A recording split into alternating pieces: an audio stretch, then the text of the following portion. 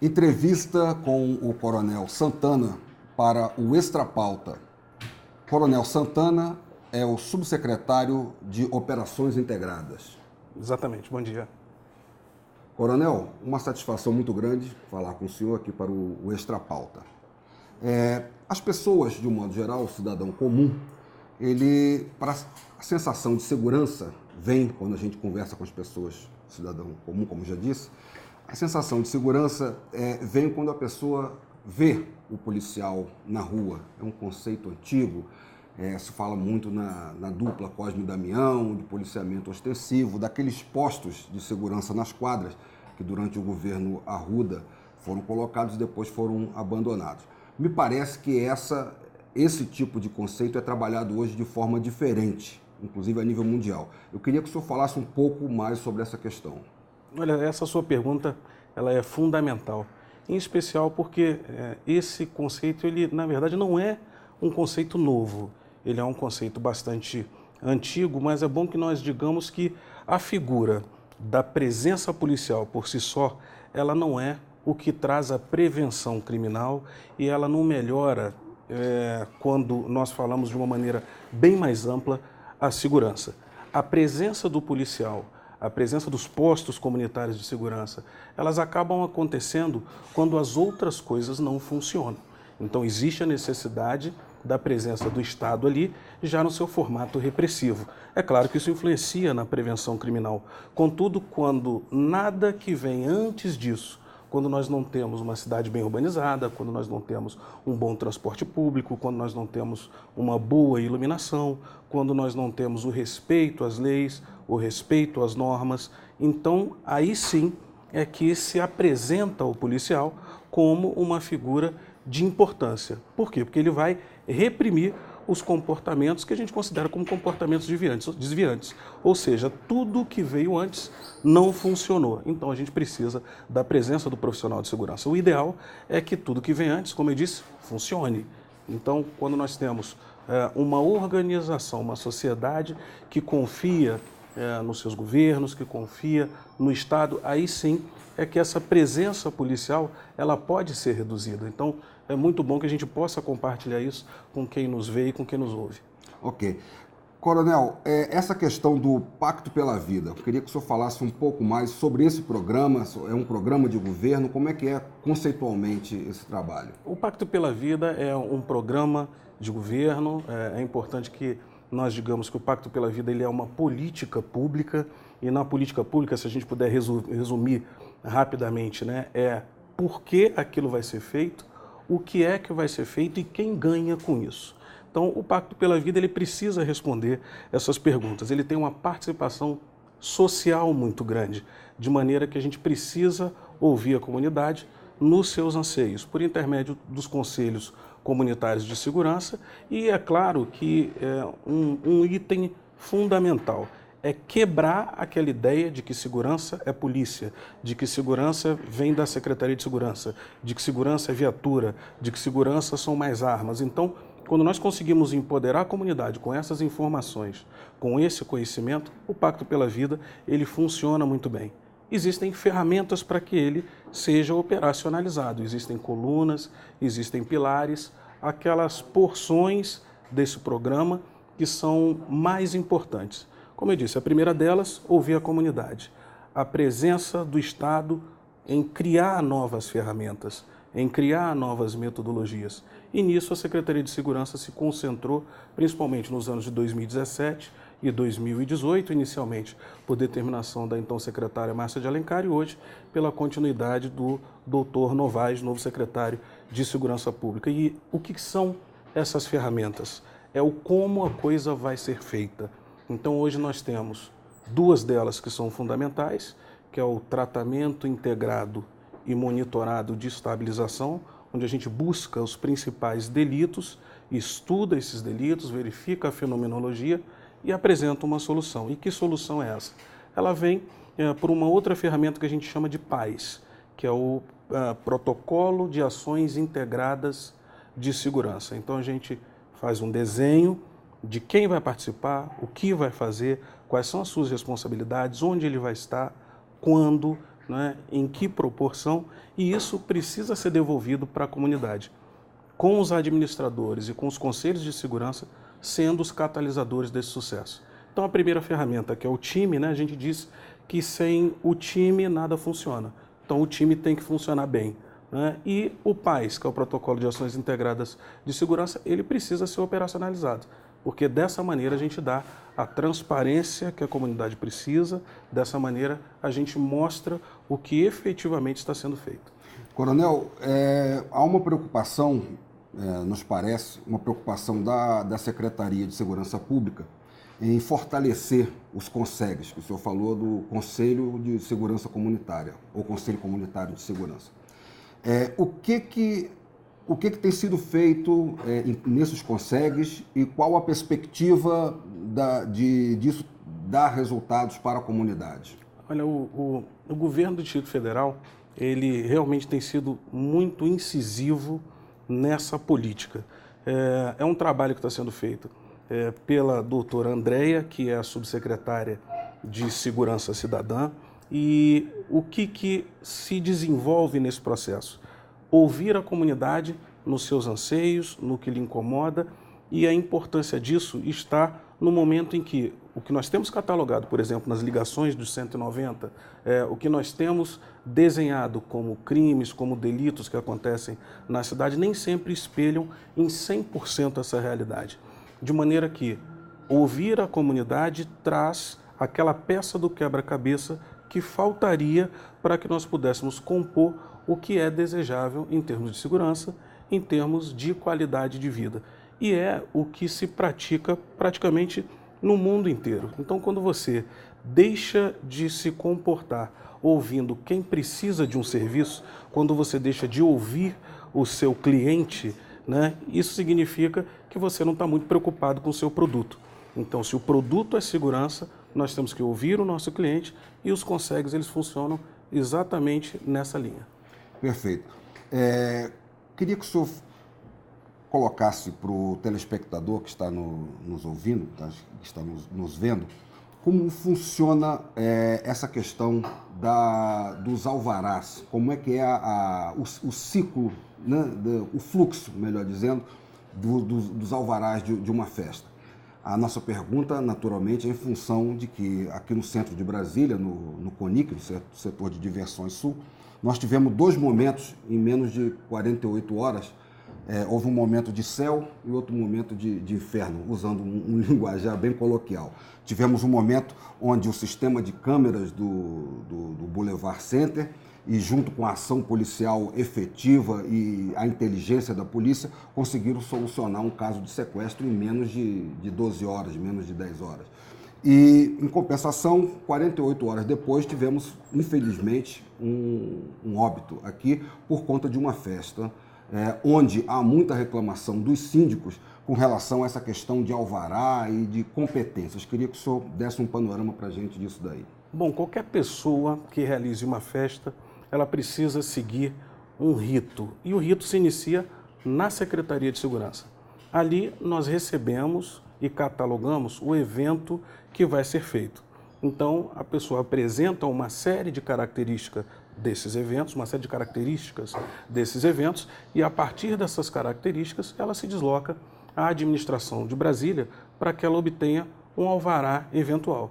Então, a quantidade de pessoas, se vai utilizar som mecânico, se vai utilizar uma banda para poder tocar, o espaço que vai ser realizado, né? Se é uma área que tem iluminação, que não tem iluminação. Então, tudo isso se inicia conosco. Quantidade de pessoas. Quantidade de pessoas, exatamente. Então, isso se inicia conosco por quê? Porque nós startamos o processo de convocar todos os que estarão envolvidos naquilo. Então, Polícia Militar, Polícia Civil, se for o caso, Corpo de Bombeiros, nós temos a Defesa Civil, que vai verificar instalação de palco, vai checar a iluminação, enfim. Então, tudo isso é startado via Secretaria de Segurança em um formato prévio. Depois disso, vai para a administração, todos os órgãos vão opinar sobre aquilo, a pessoa continua buscando mais alguns detalhes, como, por exemplo, as questões fiscais, local e federal, enfim. Depois, isso tudo é retornado para a Secretaria de Segurança, dizendo se o evento pode ou não ser realizado.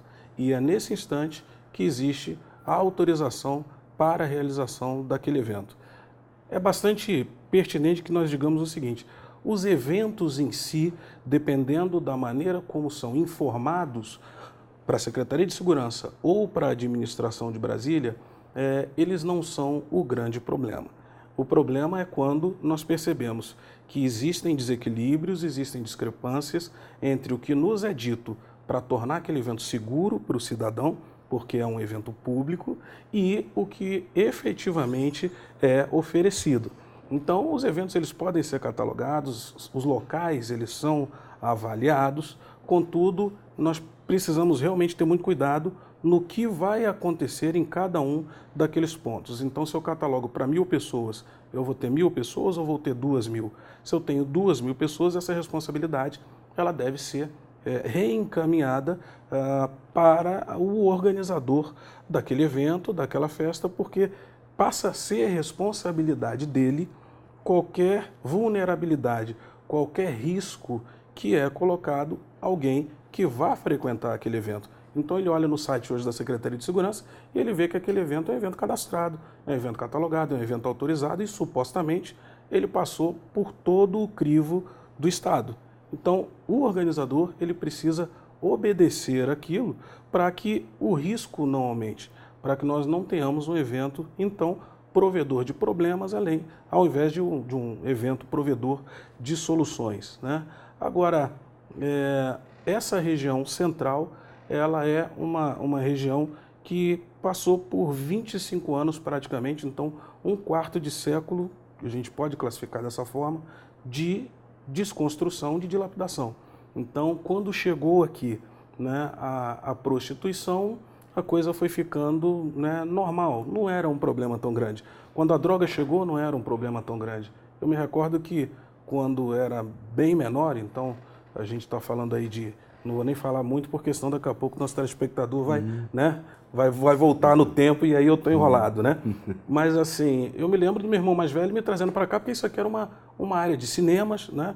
Nós sempre gostamos muito, né, do cinema, então ele me trazia para ver os filmes, aquela coisa toda, e era uma área bacana de ser visitada. De uma hora para outra, os cinemas acabaram, foram dando lugar a outros tipos de serviços, a serviços que foram sendo desconsiderados pelo Estado, e hoje é um momento de retomada. É o mesmo que aconteceu, por exemplo, na região do Sorro, na Inglaterra, é o mesmo que aconteceu na Lapa, no Rio de Janeiro, é o mesmo que aconteceu na Times Square, nos Estados Unidos, em Nova York, Porto Madeiro, na Argentina, naquela região portuária de Portugal, que foi toda revitalizada. Então, nós falamos de 5 locais diferentes, né? A América do Sul, dentro do Brasil, fora do Brasil, Estados Unidos, Europa, e que o formato de recuperação começa pela ordem pública. Se isso não acontecer, se o Estado não se apresentar trazendo um choque de ordem para revitalização, não adianta trazer os melhores ou piores eventos para cá. A dinâmica criminal e as pessoas em condição de vulnerabilidade vão continuar existindo. Nós vamos ter infelicidades como essa, né? Que ninguém gosta, ninguém se sente satisfeito em tocar nesse assunto. Coronel, para a gente usar um exemplo prático, o senhor falou aí de que o evento ele é avaliado por especialistas com a questão do local, as questões de infraestrutura disponíveis nesse local, a quantidade de pessoas e uma outra série de elementos que balizam o tipo de segurança necessário para esse evento. Vamos pegar o exemplo prático desse evento que foi realizado. Me parece que a quantidade de pessoas informada não foi exatamente a quantidade de pessoas que efetivamente frequentaram esse evento. O horário também estava, me parece que, não sei se em desacordo, mas não era o fiel, não foi exatamente o que aconteceu. A pessoa que fez o alvará não foi efetivamente o mesmo produtor, houve uma espécie de terceirização do espaço. Com relação a esses elementos que a gente colocou na mesa como efeito prático do que aconteceu aqui no CONIC nesse final de semana, como fica a questão das responsabilidades? As responsabilidades, elas são questionadas.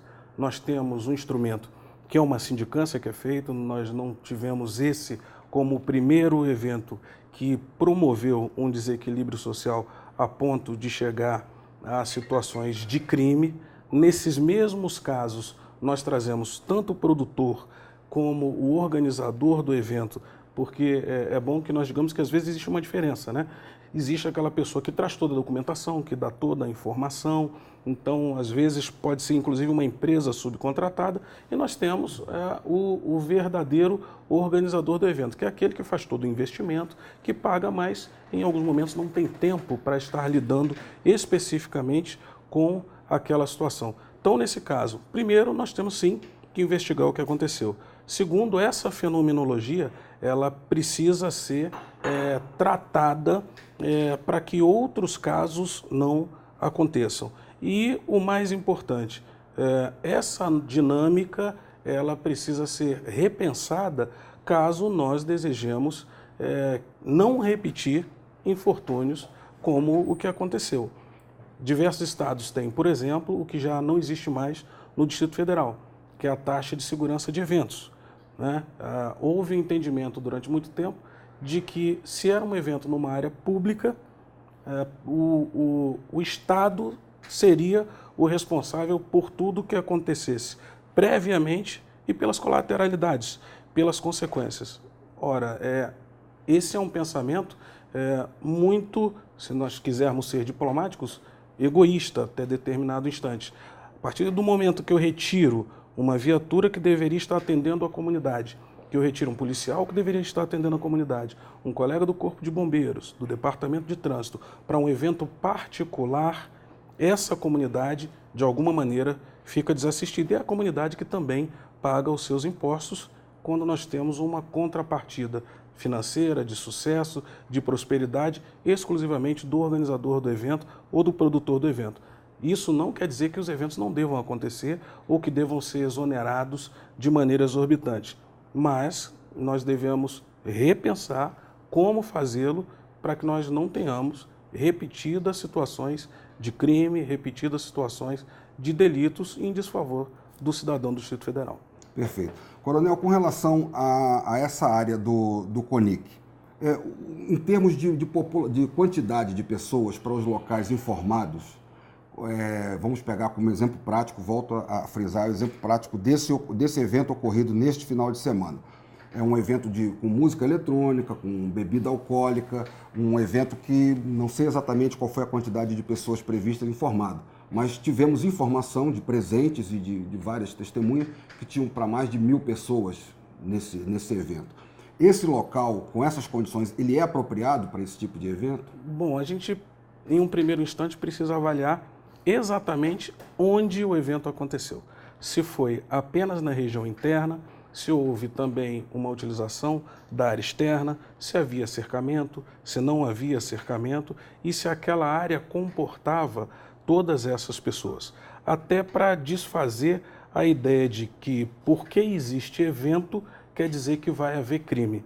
Né? Não é assim. Agora, se eu tenho um evento desorganizado ou se eu tenho uma produção do evento que é realizada em desacordo com o que foi proposto, eu aumento o nível de risco e aumento a probabilidade da existência de algum tipo de desvio. A quantidade de segurança estar incompatível. Exatamente. Né? Então a gente tem que avaliar.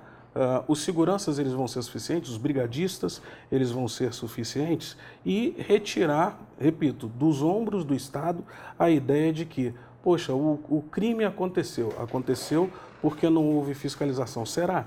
O crime aconteceu porque não havia polícia. Será? Então, tudo isso precisa ser registrado, avaliado corretamente, até para que nós não cometamos aí o equívoco de ter uma região como essa, que precisa ser revitalizada, que precisa ser trazida para o patamar que ela tinha há 25 anos, há 30 anos, e que ao longo do tempo foi sofrendo esse desgaste. Eu acredito que seja bom para todo mundo que o setor de diversões sul volte a ser o setor de diversões sul que Brasília conheceu no seu início e o motivo pelo qual ele foi criado. A responsabilidade, a autonomia, se é que a gente pode falar dessa maneira, da concessão do alvará, em última instância, é da administração regional, perfeito? Sim. Se efetivamente, após essa sindicância, após esse trabalho de avaliação toda, feito por especialistas da Secretaria de Segurança, chegar à conclusão de que houve um erro não importa, a Secretaria de Segurança pode, digamos, vedar a emissão desse alvará por parte da... Como é que isso funciona? Hoje nós não temos o instrumento legal da vedação. Então, legalmente, continua sob responsabilidade e legalidade da administração prover esse tipo de emissão do documento. O histórico que nós temos é de uma quantidade muito pequena de equívocos que venham da administração e um desvio muito significativo de quem produz o evento, acreditando que não vai acontecer nada. Agora, independente de quem seja o culpado, independente de onde haja essa disfunção, temos que sentar à mesa, temos que rediscutir, porque enquanto gestores públicos não podemos mais nos dar ao luxo de falar o seguinte: não, daqui a pouco a gente resolve, Brasília é nossa, temos filhos, netos, mães, pais aqui, e agora é a hora de fazer isso funcionar. E é com isso que todos devemos estar efetivamente comprometidos. Positivo. Coronel, para a gente encerrar essa entrevista, nesse caso específico do CONIC, em havendo, digamos assim, em se comprovando, estamos falando no campo das hipóteses, naturalmente, sim, em se comprovando que houve, não digo negligência, não se tem elementos ainda para isso, mas um equívoco deliberado ou algo por parte dos organizadores, que tipo de sanções podem ocorrer com eles? Hoje nós temos um documento recentemente produzido e sob avaliação legal da Secretaria de Segurança, que ele tem 23 variáveis se desdobrando em 115 itens que tratam dos eventos de uma maneira geral. É uma nova proposta determinada pelo secretário, de forma que nós possamos validar o evento, mas de forma objetiva. E um dos itens é o histórico daquele organizador. E se o histórico do organizador envolver situações onde ele tenha aí uma frequência de situações em que ele coloque os frequentadores, os seus consumidores, em risco, isso aumenta muito o nível do crivo que é utilizado para a concessão de novas licenças, de novos alvarás, ao momento em que nós compartilhamos essa informação com a administração de Brasília. E por que fazemos isso? Exatamente para continuar dando essa responsabilização e essa transparência para o que realizamos, para o cidadão, para o nosso cliente. Então, o cliente ele vai começar a saber quais são os produtores e produtoras, organizadores e organizadoras que não têm cuidado com o que entregam para ele. E isso é algo público, é algo que a gente não pode esconder, não tem que ficar sob qualquer manto. Se nós temos alguém que é negligente, se nós temos alguém que não é cuidadoso na produção do que vai oferecer para o brasiliense, essa pessoa não merece estar junto conosco entregando tais produtos. Perfeito. Coronel, pegando o lado agora do emissor, da autoridade que emite esse alvará, em caso de ter havido da parte deles, a pergunta é a mesma, não digo negligência porque não se tem elementos para isso, mas não cuidado, digamos assim, um pouco cuidado, pouco zelo, quais são as sanções que eles também... Bom, como gestor público, ele se enquadra em quesitos de improbidade administrativa, né? Então, isso é importante ser tratado, ser mencionado, porque é bastante provável que durante as investigações não sejamos apenas nós convidados a colaborar com as informações, mas também outros gestores. Então, tudo isso, muito possivelmente, vai ficar catalogado e, a partir daí, todos têm que assumir, à luz da lei, a sua responsabilidade. Perfeito. Coronel, enquanto essa sindicância ocorre, os alvarás, eles vão continuar acontecendo, tem validade, ou ficam suspensas as festas enquanto... Qual é o procedimento, o protocolo que a Secretaria vai adotar? Legalmente, nós não podemos suspender, né, a realização dos eventos. É claro que o cuidado ele se redobra, o cuidado ele jamais deixou e jamais deixará de existir, mas enquanto setor de diversões sul, como uma área de Brasília dedicada a isso, enquanto uma uma avaliação que é feita pela Polícia Militar, pelos colegas do Corpo de Bombeiros, Defesa Civil, quem realizar o evento se enquadrar naqueles quesitos. E no momento em que se rediscute isso, nós temos que dizer que a lei ela não pode ser dobrada, né? ela não vai ser flexibilizada, os alvarás serão, na medida do possível e dentro dessa moldura, dentro desse arcabouço legal, vão continuar sendo emitidos. É óbvio que, como eu disse, o critério ele precisa ser um pouco maior se houver a confirmação de que o delito que aconteceu, ou os delitos que acontecerem, foram em função do evento que ocorreu.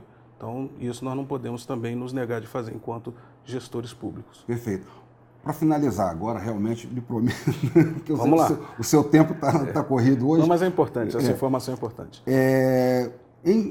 Faz parte do protocolo, e aí vai a pergunta, faz parte do protocolo da Polícia Militar, nesses casos, ela, em chegando a um evento, verificando pelo que consta na sua planilha, e estando em desacordo com aquilo que ela tem, com aquilo que ela verifica no local, ela tem como protocolo, por exemplo, encerrar a festa? Como é que isso se processa? O evento ele pode ser interrompido.